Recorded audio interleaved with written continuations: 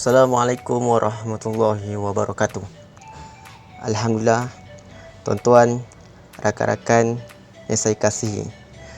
Alhamdulillah kita bertemu sekali lagi dalam channel Ali Tajuddin Official. Okay, seperti biasa, perkongsian ilmu-ilmu berkaitan dengan dunia automotif. Okey, jadi pada hari ini saya ingin berkongsi kepada anda satu sistem yang ada pada kereta anda yang digunakan pada hari ini, yang agak penting, yang amat penting, yang perlu anda tahu dan perlu anda ambil berat dalam penggunaan kereta-kereta anda. Apakah itu yang saya ingin berkongsi kepada anda, iaitu pentingnya penggunaan coolant pada sistem penyejukan enjin pada kereta anda. Okey, pertama sekali saya ingin menceritakan apakah itu fungsi coolant pada sistem penyejukan kereta. Fungsi dia adalah menyejukkan pada sistem air ataupun sistem operasi sistem penyejukan air enjin dalam enjin anda.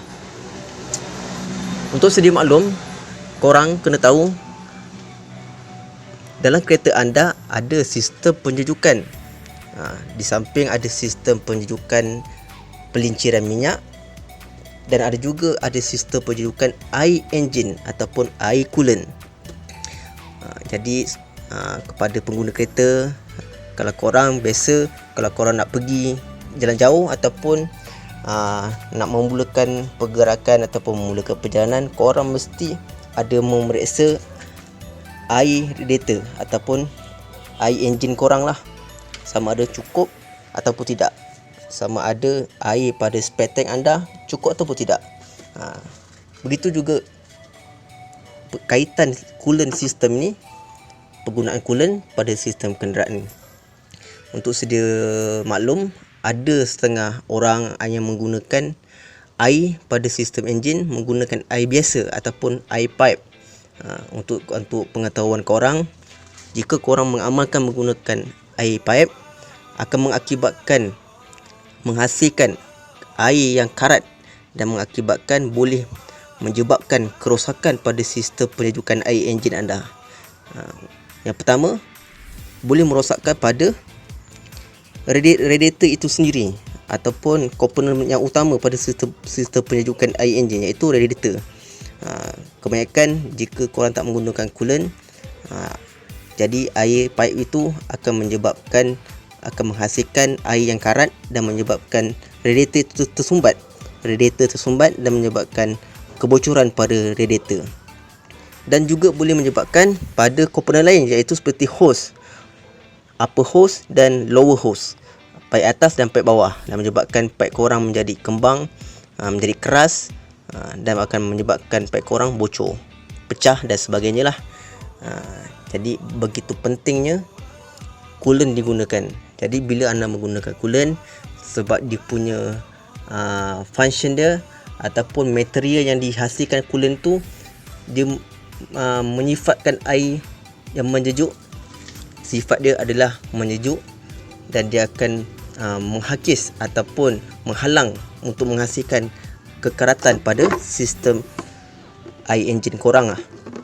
Okey, jadi bila anda ingin servis, pastikan gunalah coolant supaya terjaminlah untuk menjaga sistem penyejukan air enjin anda.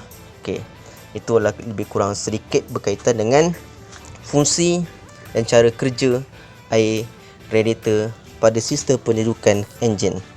Jadi cara nak mengisinya sangat mudah, tak perlu kita nak hantar ke kedai ke workshop. Kita boleh buat sendiri. Kita hanya membeli di spare part, kan. Bila kita beli dan kita masukkan sendiri. Jadi bila kita nak buang, hanya perlu membuka drain plug pada bahagian bawah, pada bahagian bawah radiator, seperti bentuk anting-anting. Dia adalah tempat pembuangan air radiator itu. Bila korang buang, kasih clear, jadi air dalam spare tank pun korang clear kan, buang.